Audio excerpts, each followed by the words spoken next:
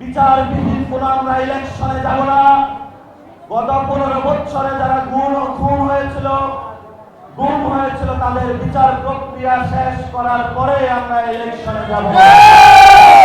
জাতীয় নাগরিক কমিটির উদ্যোগে বৈষম্য বিরোধী নেতৃত্বে যে একটি রাজনৈতিক দল আসতেছে, সে রাজনৈতিক দলে আপনাদের আমরা সর্বোচ্চ সহযোগিতা কামনা করছি।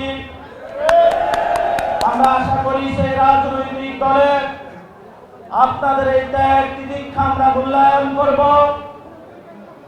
জনতা এবং মানুষের মধ্যে যে ভাতৃপ্রতিম যে সম্পর্ক, সেই সম্পর্কের যে আপনারা অনন্য নজির স্থাপন করেছেন, সেখানে আমরা আপনাদেরকে পাশে পাব।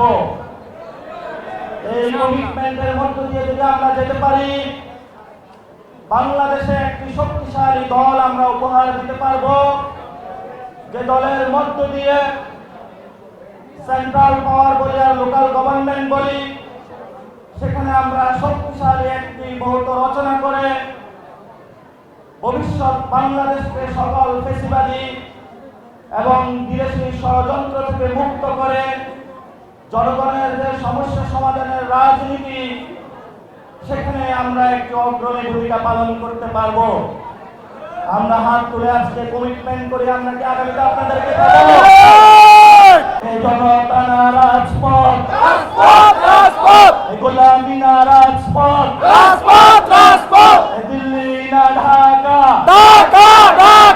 71 সালে জনগণের যে আকাঙ্ক্ষা ছিল, সে আকাঙ্ক্ষা থেকে 72 সালে বাকশালের মধ্য দিয়ে বাংলাদেশের জনগণের সাথে যে বেইমানি করা হয়েছিল, এই মুজিববাদের কবরের রচনা আপনাদের মধ্য দিয়ে বাংলার মাটিতে হবে। 90-এ যে গণ অভ্যুত্থান হয়েছিল, সেই গণ অভ্যুত্থানে যে দুটি দল চুরি করেছিল, এই গণ অভ্যুত্থানকে, সেই গণ অভ্যুত্থানের শক্তি থেকে আমরা আবার স্পিরিট নিয়ে 24-এ আমাদের যে মুক্তি এবং পূর্ণ স্বাধীনতা আমরা অর্জন করেছিলাম, সেই স্বাধীনতার একজন শক্তি এবং সৈনিক হয়ে আগামীতে আপনারা আপনাদের চেয়ারে বসে দক্ষ প্রশাসকের ভূমিকা অবতীর্ণ হয়ে বাংলাদেশের জনগণের যে সমস্যা, তার সমাধান দিয়ে বাংলাদেশ রাষ্ট্রকে একটি অনন্য মর্যাদায় নিয়ে জনগণের যে আবেগ এবং চাহিদা, সেগুলোর সমস্যার সমাধান করে বুকে বুক মিলিয়ে কাঁধে কাঁধ মিলিয়ে একটি নতুন বাংলাদেশের প্রত্যয় এবং বাংলাদেশ পুনর্গঠনে আমরা আমাদেরকে নিয়োজিত করব। আমাদের গত 15 বছরে ভোট নিয়ে ছিনিমিনি খেলা হয়েছে। বাংলাদেশে আগামীতে যারা আমাদের ভোটের অধিকার করে কেড়ে নিয়েছিল, আপনাদেরকে আজকের এই সমাবেশে আসতে বাধ্য করেছে, সেই শেখ হাসিনার বিচার ব্যতীত, আওয়ামী লীগের বিচার ব্যতীত এবং যারা ডিরেক্টলি ছাত্র জনতার উপরে গুলি চালিয়েছিল, তাদের বিচার ব্যতীত আমরা কোন ইলেকশনে আর যাব না। বাংলাদেশের বিচারবিহীন কোন আমরা ইলেকশনে যাব না।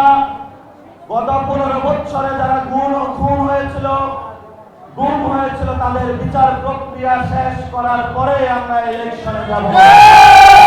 আমরা আজকে হাত তুলে সবাই ঐক্যবদ্ধ হয়ে প্রতিশ্রুতি করি, আগে বিচার তারপরে ইলেকশন। আপনারা ঐক্যবদ্ধ?